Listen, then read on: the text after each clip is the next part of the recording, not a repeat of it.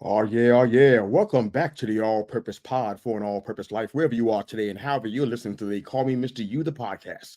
We thank you again for making us a part of your morning, your day, and your week. We're your weekly mirror check before you go change the world, baby. You can find us on Facebook, Instagram, YouTube, and of course, the Twitter. Download, subscribe to our show wherever you enjoy your podcast listening. We thank you again for joining us. You know, there's a funny story I shared many times on previous podcasts. I want to share with you again because I think it's really relevant to what we're seeing in today's times. So bear with me as we walk through this trip down memory lane, I guess, so to speak. But one thing I've noticed recently is how the people have come to the place in their life. I don't know how we collectively get here as a people, as a nation, but for some reason, somehow we got to the place in life where we are content with brass rather than gold. We're content with brass rather than gold. What does that mean? I think essentially what we're talking about is just a desire to just have good enough as opposed to having great. There is, especially where in my upbringing back in New York City, I would always see jewelry merchants, especially in Manhattan, Times Square, 42nd Street, and what have you, in the East Village. Jewelry merchants everywhere, to be honest with you. And what they would do is they would sell jewelry that they say is 10 karat, 14 karat gold, 925 sterling silver, or even say it was platinum or white gold. A lot of the times it wasn't a genuine article. It had the stamp on it. It felt kind of like it. It had the right look, the right sheen, the right luster, but it actually wasn't the genuine article. It wasn't actually the authentic metal, gold, silver, those things that are very pricey in the world markets. It was a copy. A good friend of mine always says that you were born an original, so don't die a copy. It's the worst way to live your life, to go through your whole life being the inauthentic you. I think one of the things that I've learned from this situation is that things can look like they're gold and silver or platinum or white gold, but they're really not. They're inauthentic copies, duplications of something that's originally authentic or real or genuine. You know, and I see that a lot, even in my travels as at work.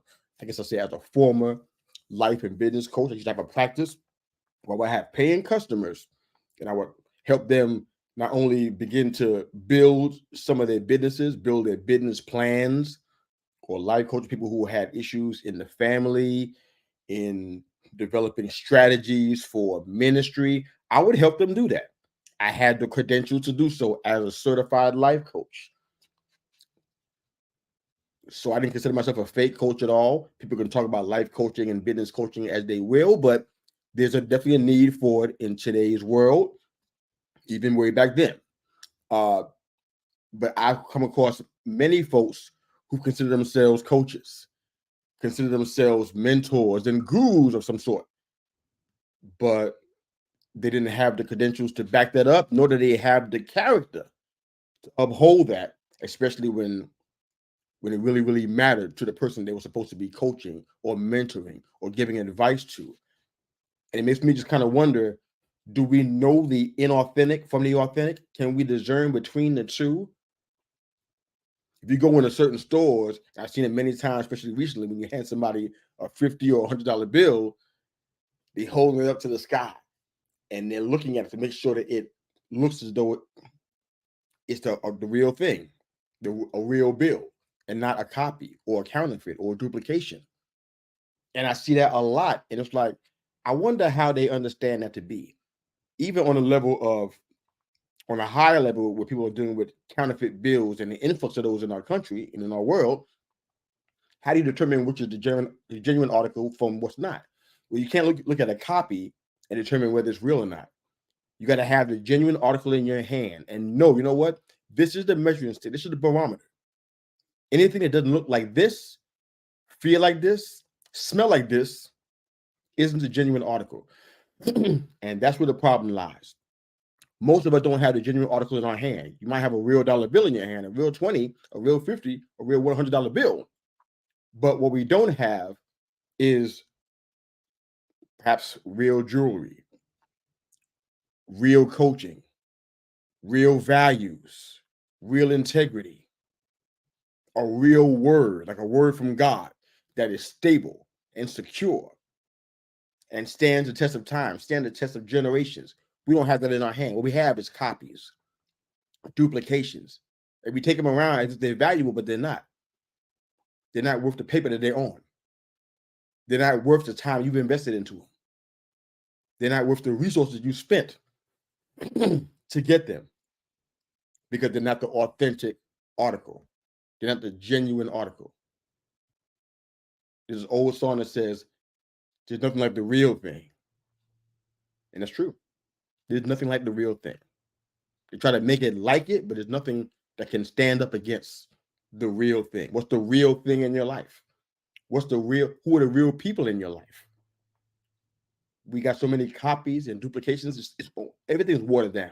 Sometimes ministry is watered down. Business is watered down. Commerce, media is watered down. How to raise a family and parenting has been watered down.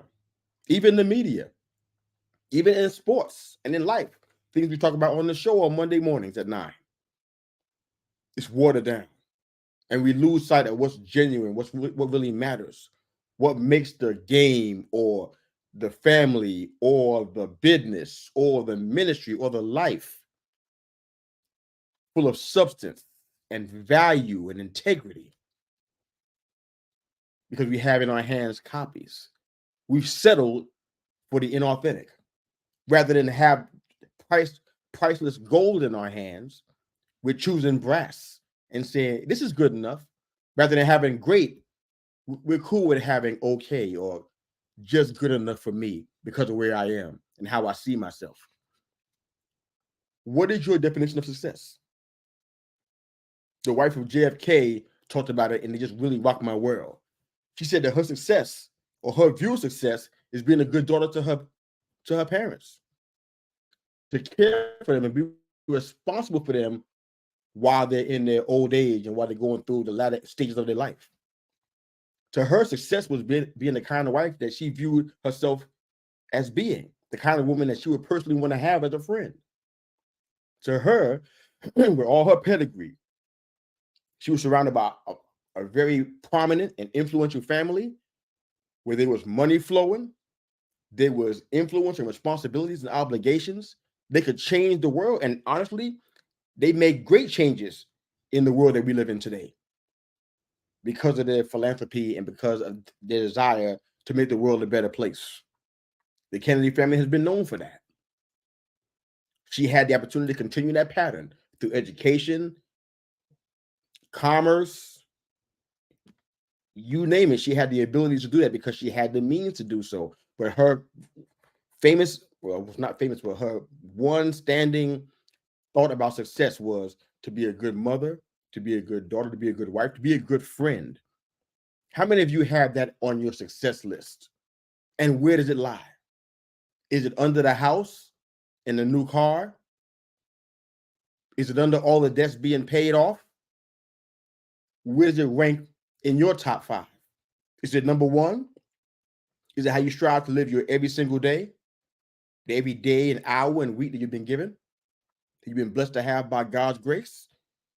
Is your desire to be authentic? Or are you okay with just being good enough to get by in the circle that you travel in? Do you want to be better than your circumstances? Or would you rather just be, I do okay. This is good enough for me. My 4 and no more. What's your goal? What's your view of success? Do you care about the genuine article in life? What does that mean for you? What does that mean for you in ministry? What does that mean for you in your family? What does that mean for you in business or commerce or wherever you work and whom you work for? What about in communication? Your ability to connect and network with other people in your friendship circles, in your relationship circles. What's the real thing? What's the authentic? Do you care about that? Does that matter to you? I ask you to think about that today.